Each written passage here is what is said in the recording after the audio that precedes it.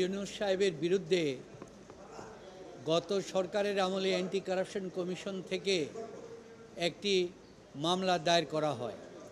মামলার বিষয়বস্তু ছিল তিনি শ্রমিকদের গ্রামীণ টেলিকমের শ্রমিকদের 5% মুনাফা ডিস্ট্রিবিউশন করেন নাই, নট প্রফিট কোম্পানি হিসাবে দাবি করে এবং যে করেন নাই এবং এই ডিস্ট্রিবিউশন করার জন্য কোনো নীতিমালাও তিনি গ্রহণ করেন নাই। পরবর্তীতে উনি একটা সেটেলমেন্ট এগ্রিমেন্ট করে, এগ্রিমেন্টের ভিতরে হাইকোর্টের আদেশের প্রেক্ষিতেই তাদেরকে শ্রমিকদের টাকা একটা সেটেলমেন্ট এগ্রিমেন্ট করা হয়েছে। ওই অ্যাকাউন্টে টাকাটা 437 কোটি টাকা তাদেরকে প্রদান করা হয়েছে। এই অ্যাকাউন্টটা গ্রামীণ টেলিকমের না, এটা হচ্ছে সেটেলমেন্ট অ্যাকাউন্ট। ট্রেড ইউনিয়ন এবং প্রতিষ্ঠানের পক্ষ থেকে দায়িত্বপ্রাপ্ত একজন ব্যক্তি তারা করবে। তো ওনার টাকাটা দিয়েছেন, সেই অ্যাকাউন্ট থেকে টাকাটা ডিস্ট্রিবিউশন হয়েছে। এটা তারাও স্বীকার করছে। 156 জনের কাছে টাকা চলে গিয়েছে, আর 8 জনের মধ্যে 4 জন মারা গিয়েছে, আর 4 জন বিদেশে। তাদের নমিনি ঠিক না হওয়া পর্যন্ত টাকাটা দেওয়া হয় নাই, ওইটাই রয়ে গেল। তো এইখানে ওনারা মামলা করেছেন যে উনি টাকা আত্মসাৎ করেছেন এবং উনি 26 কোটি টাকা ওই শ্রমিক 26 কোটি টাকা আপনার 6% হিসাবে 437 কোটি টাকার হিসাবে লয়ার বিনা ফিতে মামলা করেছে। মামলায় জিতলে পয়সা, না জিতলে ফি নাই।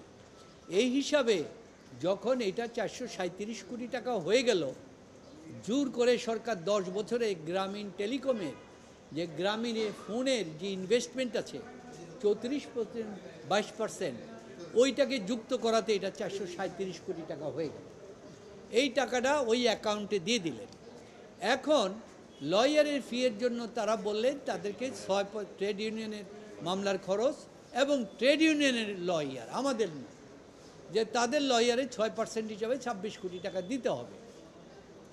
কিন্তু পরবর্তীতে দেখা গেল যে সুদের হিসাব ভুল হওয়ার কারণে এটা 437 কোটি হবে না, এটা হবে 409 কোটি। তো এখন হিসাব মেনে নিতে তারা বাধ্য, তারা বলছে আমরা মেনে নিলাম, কিন্তু 6%-এর ক্ষেত্রে এটা 437-এই দিতে হবে। তো যেহেতু হাইকোর্টের একটা নির্দিষ্ট টাইম দেওয়া আছে, বাধ্যবাধকতা, এতদিনের মধ্যে অ্যাকাউন্ট খুলতে হবে, করে এটা জমা দিতে হবে, তখন সেই বাধ্যকতার জন্য 409 কোটি টাকা তারা মানল না। তখন আবার 163 কোটি টাকা তারা দিলেন। এটাকে বলা হলো ঘুষ। এই কথা বলে মামলা করে তারপরে সেটা চার্জ ফ্রেম করলো। চার্জ ফ্রেম করার এগেনস্টে আমরা হাইকোর্টে আসলাম, মহামান্য হাইকোর্টে এটা রিজেক্ট করলেন। আমরা অ্যাপিলেট ডিভিশন কোয়াশমেন্টে রিজেক্ট করলাম।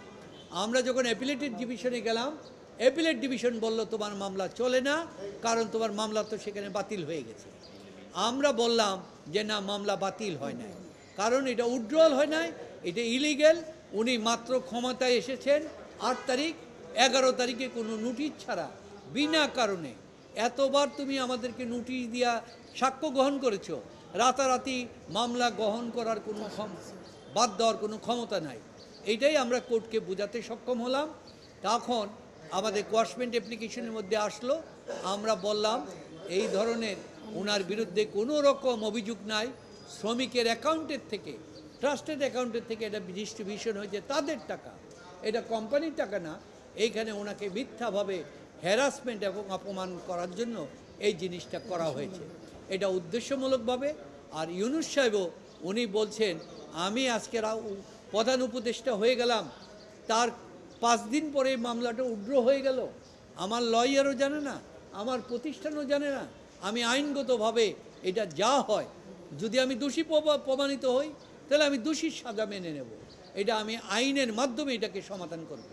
কোর্টকেও আমরা বললাম যে আইনের মাধ্যমে এটা সমাধান করার জন্য আমরা এই বক্তব্য দিলাম। কোর্ট সিদ্ধান্ত নিয়ে আজকে কনভিন্সড আমাদের হয়েছেন।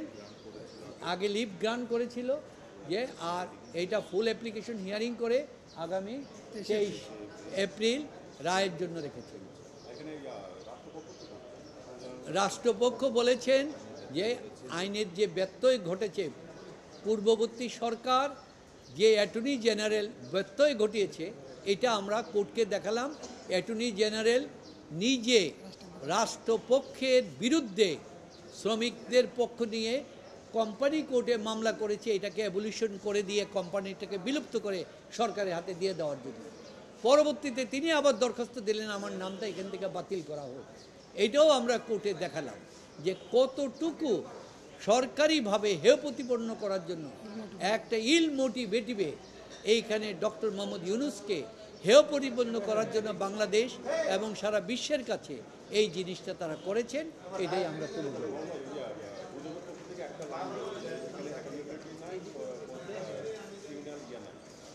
দুদকের পক্ষের থেকেও বলেছে, যেহেতু এইখানে দুদকের পক্ষের থেকেও বলছে যেখানে অ্যাকাউন্টের হিসাবটাই বেমিল থাকে, যে এইখানে 437 কোটি আবার 409 কোটি টাকা, সুতরাং অ্যাকাউন্টসের যেখানে এই গরমিল থাকে সেখানে এটা ক্রিমিনাল মামলা হয় না। এটাও দুদক স্বীকার করেছে। দুদকের বিষয় না।